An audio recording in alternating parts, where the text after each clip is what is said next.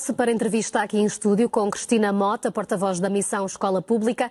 Cristina, bom dia, muito obrigada por ter aceitado o nosso convite. São mais de 2.000 alunos, segundo os números do Ministro da Educação, que estão sem aulas a uma disciplina e, segundo o Ministro, há aqui uma descida de 90% face ao ano passado. Tudo isto parece ser muito positivo se agora a oposição não viesse dizer que isto não corresponde à realidade e que não se pode fazer a comparação que está a ser feita pelo Ministro. No seu entender, esta acusação é justa? Estes números são reais? E, sendo reais, ainda ficam aquém?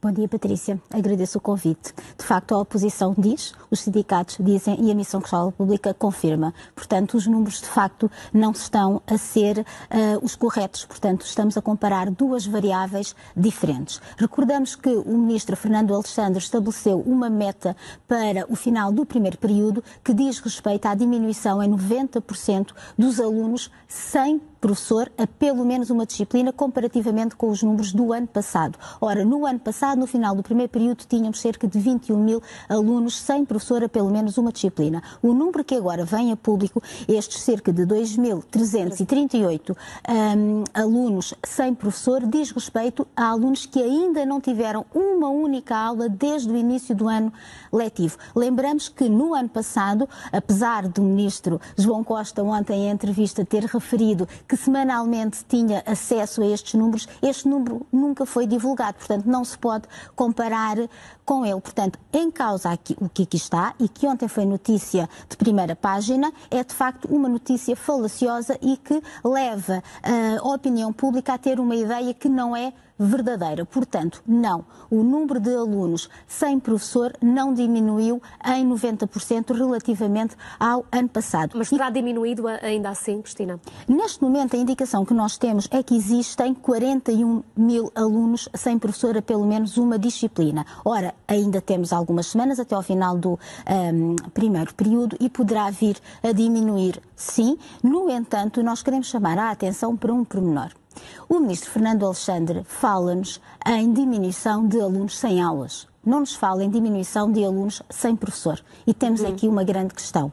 Portanto, efetivamente, ainda que este número venha a ser diminuído, o que acontece é que os alunos estão a ter aulas, ou seja, têm alguém atribuído que lhes está a ministrar. Agora, professor, de facto, nós não os conseguimos tirar debaixo do tapete e, portanto, de facto, não existe aqui um aumento de número de professores para fazer face às exigências que nós temos neste momento da escola pública. Mas havia condições para existir aqui uma maior clareza, segundo o que estou a entender, são dois fatores diferentes. O Governo não poderia ter feito a diferenciação entre esses dois fatores e ser mais claro?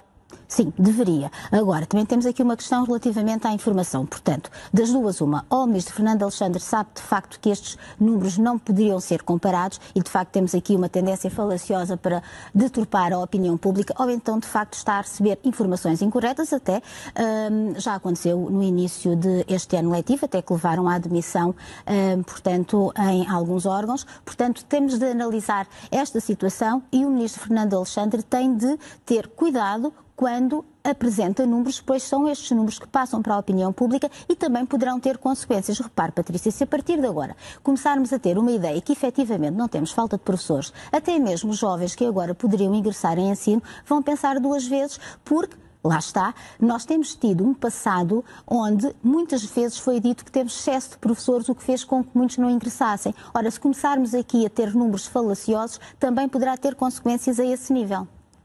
E ainda abordando aqui outro ponto, que é a recuperação do tempo de serviço, cerca de 8.000 professores dos ensinos básico e secundário receberam este mês, em novembro, o acerto salarial pela recuperação do tempo de serviço. O facto de estes acertos estarem efetivamente a acontecer e com retroativos pode ser uma medida de atratividade de mais professores à escola pública?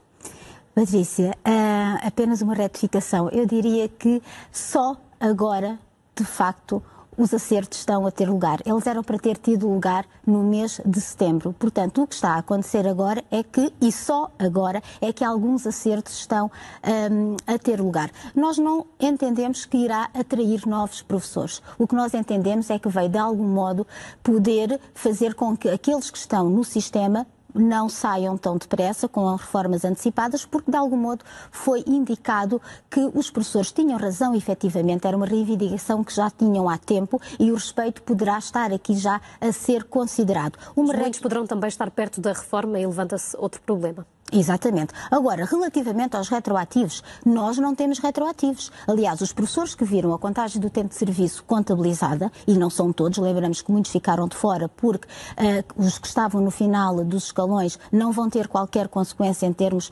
remuneratórios no que diz respeito à recuperação do tempo de serviço, mas ainda assim apenas o que foi concedido foi o tempo de serviço congelado. Eu costumo dar um exemplo que é, imagine um assaltante que está a assaltar mensalmente alguém. E a partir de 2018, quando teve lugar o descongelamento das carreiras, o assaltante deixou de assaltar. A partir de hoje, não vamos assaltar mais. Agora, o assaltante diz, agora vamos restituir não a totalidade, mas em parte daquilo que foi de facto retirado, que era o tempo de serviço e que vai ter algumas consequências em termos remuneratórios. Sim, mas relativamente aos retroativos que agora se está a falar e também relativamente a eles é preciso cuidado, porque ontem também tivemos notícia dos recibos de vencimento que estão a ter alguns erros que dizem respeito justamente a esses valores que estão a ser contabilizados nas secretarias na totalidade e não de forma parcelada, o que faz com que o desconto de IRS seja muito superior. Mas terá sido um erro na plataforma Inovar, que é a plataforma que gera os salários e que os processa, mas também sabemos que essa situação já estará a ser resolvida e que o dinheiro vai ser devolvido, só não se sabe neste momento é quando. Sim, mas relativamente a esses retroativos, são retroativos que dizem respeito à mudança de escalão que deveria ter tido lugar em setembro e não teve. Nada tem a ver com dinheiro que os professores perderam por ter tido o tempo congelado. Nós não tivemos retroativos.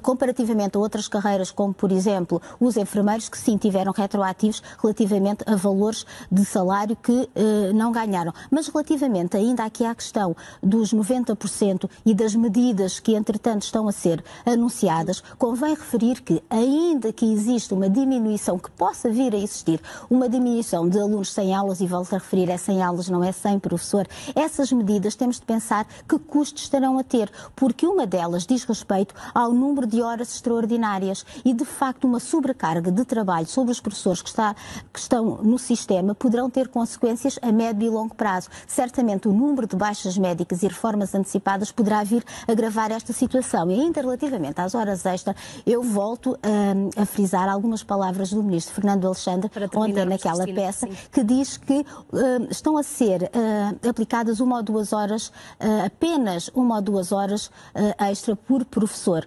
E que, como disse o Ministro Fernando Alexandre, não representa uma grande sobrecarga para o próprio. Ora bem, mostra como o Ministro Fernando Alexandre não conhece o terreno, porque de facto uma ou duas horas extra para cada professor implica muito trabalho, mas ainda assim apresento uma salvaguarda que este número também precisa de ser analisado, porque repare, se um professor vai ter horas extra para conseguir fazer face a uma turma, principalmente no ensino secundário e nas disciplinas que neste momento têm um maior número de falta de professores, essas disciplinas não têm uma hora letiva por semana, têm no mínimo 3 horas, portanto é difícil um professor neste momento que tem horas extras ter apenas uma ou duas horas extra. O que nós precisamos de facto é de medidas efetivas e esperamos que a revisão da carreira, do Estatuto da Carreira Docente que está previsto para breve, nos traga aumentos salariais e de facto uma revisão no que diz respeito à avaliação dos professores, à abolição das vagas de acesso a determinados escalões, à revisão do modelo de gestão que é indispensável para